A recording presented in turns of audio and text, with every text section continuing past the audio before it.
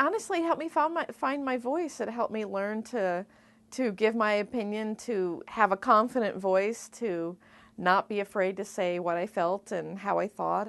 It represents a skill that everybody should really have, the ability to speak in public, the ability to articulate, and so on. You can talk in public, you'll be able to do a lot of things. We live in a persuasion-driven society. If it was important in 1913, it is super important in 2013.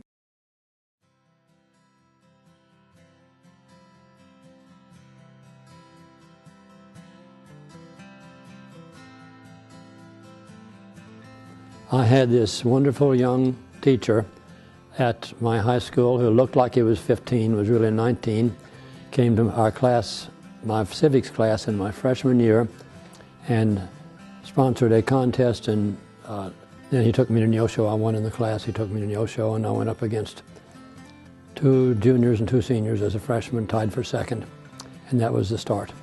I grew up on a little rocky farm in southwest Missouri, and it was a farm without running water or electricity or any of those nice things.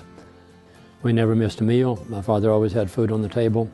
He was not a very well-educated man, but he knew how to manage his money. But in terms of anything that was educational, the money seemed to be there. I remember that when I had to go in debate tournaments in high school, we had to pay our own way, and it was like $20, and the $20 bill was always there. And in later life, I found out that was 1 week's milk check. And he always had it. He said, that's a learning you something. I've had so many students come back and say that my whole attitude, my whole life, everything changed because of forensics. I think we're very unique and very special. And it's really hard to explain to you what makes us so unique and so special. It's the feeling. It's the feeling that when students go into competition or when we're at the national tournament, that everybody's rooting for each other, that there's a camaraderie there, there's a friendship, there's a connection. This is a new century.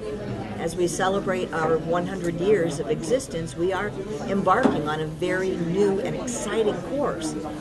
My hope is that in the effort to move forward into our new relationships, to redefine ourselves for the 21st century, we don't lose track of where we came from and what our core values are. The thing is, I think it gives you a relationship with students you can't get any other way. That's the neatest thing about what we do. I think the most epistemic aspects of our activity is not what happens in the tournament environment, but it's what happens on the van and in the hotel room and in the practice sessions, traveling with people you've never met before, learning about different cultures, learning about different experiences. A liberal meeting a conservative, a Catholic meeting an atheist, whatever those experiences might be. That's the neatest thing about what we do. You meet people that you would never meet otherwise. I mean, we're from completely different regions geographically. I would never be able to meet people like this fine gentleman if we didn't have tournaments like this. And there's 84 schools here, and it's just amazing to meet so many new people, so many new ideas. And it's also the level of competition. Like no other tournament, especially national tournament, you can go to and have this level of competition, but it's also a sense of friendship and building each other up and supporting each other, but yet we're competitive. And so that also brings a nice feeling, atmosphere. I enjoyed coaching for several years as an opportunity to teach in probably the most intimate setting that one could possibly teach students who were some of the very best students that I've ever had. And so just that relationship that participation in forensics made possible was something that was a strong magnet to me and that kept me at it for quite some time. It's obviously the central act of being human. If you don't communicate, the thing you and I regard as central to our humanity is gone. Whether you are an oral interpretation performer, whether you are a public address speaker, whether you are a debater, you can do all of those things. And forensics, once it gets in your blood, it's really hard to get rid of. I don't know what would have happened to me if I had not had debate. I might not have gone to college. My entire career path and life path would have been completely different. There are so many pieces of evidence that show that participation in speech and debate is one of those factors that students point to after the fact and say, wow, that was a real meaningful part of my education. The thing that we take away, I think, is something that lasts a lifetime. What got me interested in it? Well, it's hard to go back and say. It was strong encouragement from teachers who said, well, this is something you'd be good at and it'd be good for you to do. And then additional rationales kind of developed along the way. I think competitive debate has changed.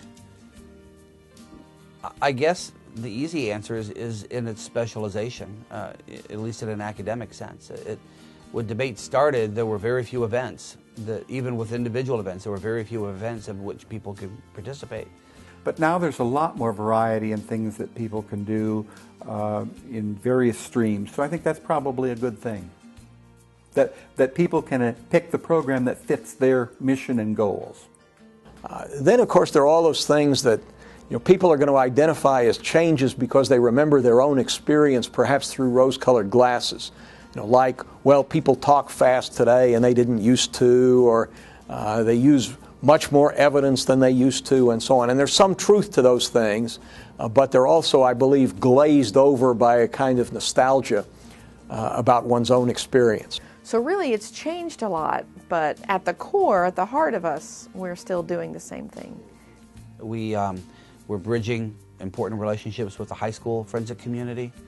We are sort of recognizing and celebrating the core of who we are and the traditions that have helped us sustain us, but we're also doing some new and exciting things. What I see as mission central is to hold on to traditions that mean so much to people, but help us grow the organization, change the organization where necessary, and keep us a living and growing organization. It's a good time to remind ourselves what those core values are as we look forward to the new adventure.